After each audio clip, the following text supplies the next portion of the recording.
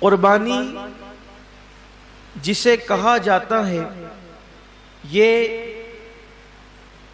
حضرت ابو الانبیاء سیدنا ابراہیم علیہ السلام کی سنت ہے۔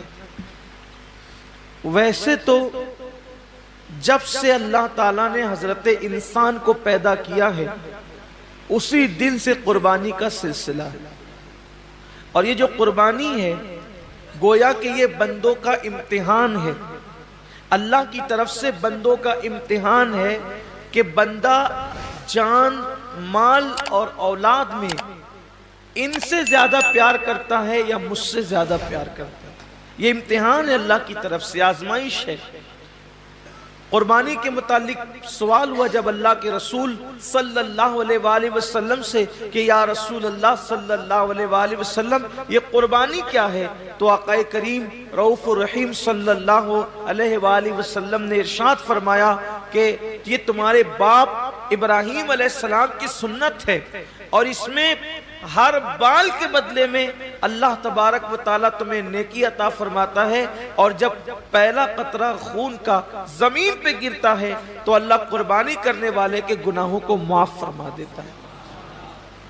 یہ تو آپ سنتے ہیں، بار بار سنتے ہی رہتے ہیں، لیکن جو آیہ کریمہ قربانی کے موقع پہ پڑھی جاتی ہے، جو آیہ کریمہ قربانی کے موقع پڑھی جاتی ہے، اللہ اپنے حبیب سے فرماتے ہیں قل ان صلاتی ونسکی ومحیای ومماتی للہ رب العالمین۔ اے محبوب آپ فرما دیں کہ میری نماز، میری قربانیاں، حتیٰ کہ میرا جینا اور میرا مرنا سب اللہ کے لیے۔ اصل بات یہ آتی ہے اس دور میں کہ قربانی اللہ کے لیے ہونا چاہیے، قربانی بلکہ قربانی ہی نہیں، ہر کام اللہ کے لیے ہونا چاہیے۔ لیکن کل تک شادیوں میں دکھاوا تھا، کل تک ظاہری اعمال میں دکھاوا تھا، اور اب لوگوں کے یہاں عبادت میں بھی دکھاوا پیدا ہو گیا، اور خاص طور پر قربانی کے موقع پر یہ چیزیں زیادہ دیکھنے میں آتی ہے کہ لوگ دکھاوا زیادہ کرتے ہیں، اور لوگ اس پر گفتگو کرتے ہیں کہ اس کا جانور اتنے میں آیا اور اس کا جانور اتنے میں آیا۔ آپ جانور کتنے کا لاتے ہیں یہ اللہ کے نزدیک اہم نہیں ہے، آپ جانور کتنے کا لاتے ہیں یہ اللہ کے نزدیک اہم نہیں ہے، آپ جانور کیوں لا رہے ہیں یہ اللہ کے نزدیک اہم ہے۔ اس لیے کہ حدیث پاک میں آتا ہے کہ قیامت کے دن جب انسان کے اعمال کا دفاتر لے کر فرشتے اللہ کی بارگاہ میں پہنچیں گے تو ان کی نیکیاں بہت ساری ہوگی، اور فرشتے پیش کریں گے اللہ یہ کتنی نیکیاں لے کر کے آیا ہے؟ اللہ فرمائے گا فرشتوں تم نے صرف نیکی لکھی ہے کہ اس نے نیکی کی ہے، تمہاری نظر نیکی پر ہے، میری نظر نیکی کیوں کی ہے اس پر ہے، کیونکہ وہ علیم بذات الصدور ہے، وہ علیم و خبیر ہے۔ اللہ فرماتے ہیں کہ اس نے کیا کیوں ہے اس پر میری نظر ہے۔ اے میرے فرشتوں اس نے نیکی تو کی ہے مگر میرے لیے نہیں کی ہے، اس لیے اسے گھسیٹتے ہوئے جہنم کے اندر لے جاؤ۔ انسان کتنا لگا رہا ہے یہ قیمتی نہیں ہے، کیوں لگا رہا ہے؟ للہ رب العالمین، اللہ کے لیے ہونا چاہیے۔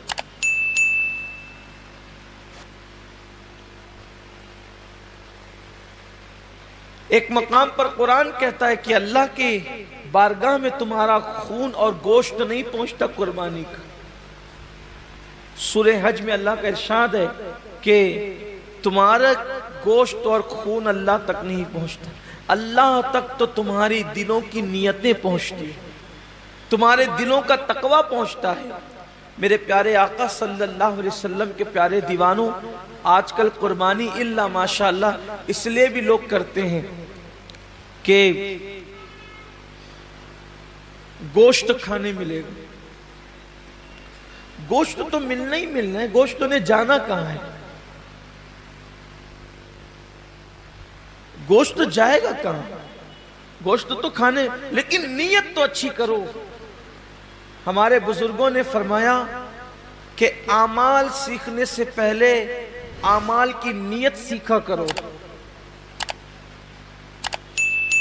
اس لیے کہ مومن کی نیت اس کے عمل سے افضل ہے۔ نیت المؤمن خیر من عملہ، مومن کی نیت اس کے عمل سے افضل ہے۔ آپ نے کبھی سوچا کہ ایک کافر 20 سال کفر کر رہا ہے، پھر بھی وہ قیامت تک جہنم میں، 20 سال ہی نہیں بلکہ سال بھر بھی کفر کرے تو بھی جہنم میں، 6 مہینہ بھی کافر رہے تو بھی جہنم، اسی حالت پہ مرا تو جہنم میں، ایک دن بھی کفر کیا اور وہ کفر پہ مرا تو جہنم میں کیوں ہے؟ اور مومن ایک دن مومن ہے اور ایمان پہ خاتمہ ہوا تو جنت میں کیوں ہے؟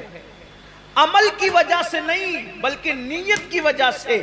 کافر کفر پر اس لیے مرا کہ جب تک زندہ رہتا کفر پر رہتا، اس لیے ہمیشہ جہنم میں نیت کی وجہ سے، اور مومن جنت میں اس لیے ہے کہ جب تک دنیا میں رہتا ایمان پر رہتا، ایمان پر رہنے کی نیت اس کو ہمیشہ جنت میں رکھ رہی ہے۔ یہ انسان کی نیت کی اہمیت ہے، یہ انسان کی نیت کی اہمیت ہے کہ رہا تو ایک دن ایمان پر مگر نیت بھی ہمیشہ ایمان پر رہے گا، اس لیے ہمیشہ کی ایمان پر رہنے کی نیت اس کو ہمیشہ جنت میں رکھے گی، اور اس کو ہمیشہ کفر پر رہنے کی نیت اس کو ہمیشہ جہنم کے اندر رکھے گی۔ پتہ چلا کہ نیتوں پر اجر ملتا ہے۔ تو آج مومنوں کو، مسلمانوں کو نیت درست کرنے کی، جانور خریدو تو کتنا گوشت نکلے گا یہ دیکھ کر مت خریدو، بلکہ یہ اللہ کے نزدیک قبول ہوگا یا نہیں قبول ہوگا یہ دیکھ کر کے خریدو۔ آج گوشت ہی سب کچھ ہو گیا، اس لیے قربانی کی جو برکتیں ملنی چاہیے وہ برکتیں نصیب نہیں ہو رہی۔